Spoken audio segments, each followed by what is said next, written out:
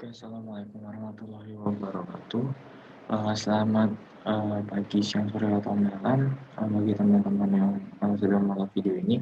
Jadi pada kesempatan kali ini kita akan membahas mengenai pembahasan post-test yang berkaitan dengan materi kita dan ekosistem. Langsung saja soal yang pertama. Penggabungan dari setiap unit biosistem yang melibatkan interaksi timbal balik antara organisme dan lingkungan fisik mengakibatkan jawabannya yaitu mengakibatkan aliran energi menuju kepada suatu struktur biotik tertentu dan terjadi suatu siklus materi antara organisme dan anorganisme. Nah, untuk materi ini teman-teman bisa lihat di modul, jawabannya semua ada di modul. Jadi buat teman-teman jangan malas untuk membaca, oke? Kemudian lanjut ke nomor yang kedua. Sebutkan macam-macam komponen biotik berdasarkan peranannya. Jawab, produsen, itu tumbuhan, konsumen, pemangsa, dan pengurang itu Petri. Selanjutnya soal nomor 3. Sebutkan macam-macam komponen abiotik berdasarkan peranannya. Jawabannya ada air, suhu, iklim, cahaya matahari, kandungan garam, tanah, dan batuan. Yang nomor 4, sebutkan 3 jenis hubungan ketergantungan antara makhluk hidup di suatu ekosistem. Yaitu ada simbiosis, rantai makanan, dan jaring-jaring makanan. Kemudian nomor 5, sebutkan satu contoh hubungan setiap simbiosis. Nah, pertama, simbiosis mutualisme atau simbiosis yang saling menguntungkan. Contohnya itu kupu-kupu dengan bunga. Kupu-kupu untung mendapatkan nektar, bunga untung dapat melakukan penyerbukan. Kemudian simbiosis parasitisme, yaitu salah satu individu mendapatkan kerugian dan individu yang lain mendapatkan keuntungan. Contohnya itu benalu dengan inang atau pohon yang ditempatinya. Selanjutnya komensalisme. Nah, komensalisme ini contohnya pengertiannya adalah salah satu diuntungkan, salah satu individu diuntungkan dan individu yang lainnya tidak dirugikan sama sekali. Contohnya itu pada tumbuhan paku yang menempel ke pohon. Tumbuhan paku untung karena dapat memperoleh tempat yang lebih tinggi dan pohon tidak merasa dirugikan. Kemudian yang nomor 6, apakah rantai makanan berupa rumput dengan pengurai berbeda? Sebutkan letak perbedaannya. Jawabannya berbeda. Kalau perumput dimulai dari tumbuhan, kemudian kalau pengurai dimulai dari detritus sebagai trofik di awal. Nomor 7, dalam rantai makanan antara rumput, belalang, kadal, dan burung elang, siapakah yang menjadi konsumen tingkat 2 dalam rantai makanan tersebut? Jadi konsumen tingkat 2 itu dapat diartikan sebagai konsumen yang memakan konsumen yang pertama. Jawabannya dari sini dapat kita lihat adalah kadal. Karena apa? Kadal itu memakan belalang, sedangkan belalang itu makannya rumput. Nah, jadi belalang itu sebagai konsumen tingkat 1 dan kadal sebagai konsumen tingkat 2 yang memakan konsumen tingkat 1. Selanjutnya nomor 8. Jelaskan proses atau hubungan jaringan-jaringan makanan pada ekosistem sawah yang dicontohkan dalam modul. Contohnya itu kayak tadi memiliki tiga konsumen yaitu belalang, tikus, burung. Rumput memiliki dua konsumen yaitu kelinci dan belalang. Belalang dimakan oleh bla bla bla bla. Jelaskan secara singkat dan keseluruhan jaringan makanan di ekosistem sawah itu. Coba. Rumput punya dua konsumen yaitu kelinci dan belalang. Padi memiliki konsumen belalang, burung dan tikus. Belalang dimakan oleh katak, tikus dan burung. Dan burung dimakan oleh ular, kelinci, dan burung juga dimakan oleh burung elang.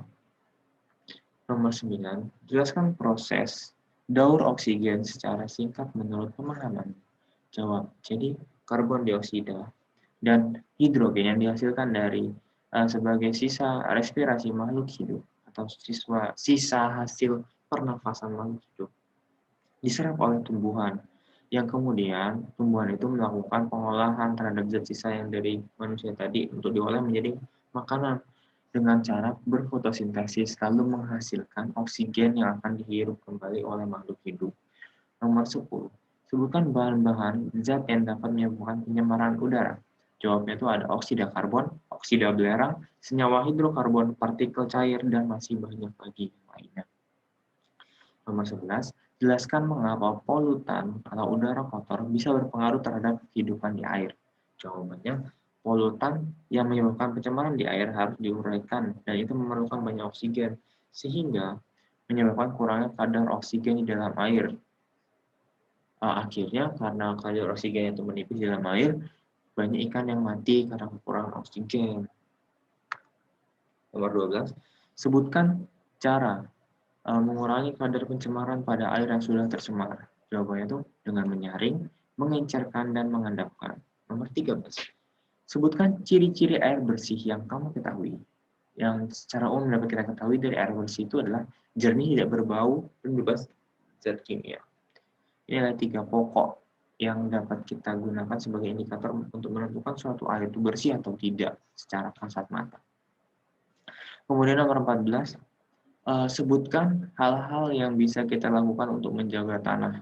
Jawabannya, jaga kelestarian hutan, bijak dalam menggunakan pestisida untuk tanaman, pengairan dengan sistem surja atau surban agar air tidak asin, rotasi tanaman atau berganti-gantian jenis tanaman di dalam tanamannya, memilah dan memelihara ulang sampah, lalu lebih mementingkan atau mengutamakan pupuk organik dibandingkan anorganik agar kesehatan tanah lebih terjaga. Dan yang selanjutnya nomor 15, tingginya frekuensi pemakaian telepon seluler menimbulkan dampak yang tidak baik bagi tubuh kita. Sebutkan hal-hal yang bisa kita lakukan dalam menghindari paparan radiasi yang berlebihan dari penggunaan telepon seluler. Nah, jawabannya itu saat kita menelpon kita dapat mengaktifkan speaker agar HP atau handphone tidak langsung menempel di daerah telinga kita yang berakibat gelombang elektromagnetik atau radiasinya itu langsung mengenai otak kita. Kemudian jika HP sedang tidak digunakan atau sedang tidur, gunakanlah offline mode. Kemudian jangan menggantung ponsel atau menaruh ponsel di tempat tidur atau di dekat kepala karena sangat berpengaruh terhadap otak kita. Nah, teman-teman, demikianlah pembahasan podcast kita pada kali ini. Jika ada pertanyaan atau saran atau hal yang kurang jelas, boleh banget teman-teman bertanya di grup atau personal chat kepada saya. Dan juga teman-teman jangan lupa untuk membaca modul kembali karena sebentar lagi akan diadakan UAS. Insya Allah jika teman-teman membaca modul itu bisa mengerjakan UAS. Dan untuk mengerjakan proses ini juga jawabannya ada semua di modul. Jadi nilai teman-teman bergantung kepada seberapa giat teman-teman membaca modul yang sudah disediakan oleh panitia rumah belajar BEM UI. Nah, terima kasih teman-teman. Saya akhiri. Wabillahi taufiq wal hidayah. Wassalamualaikum warahmatullahi wabarakatuh. Selamat pagi, siang, sore, atau malam teman-teman.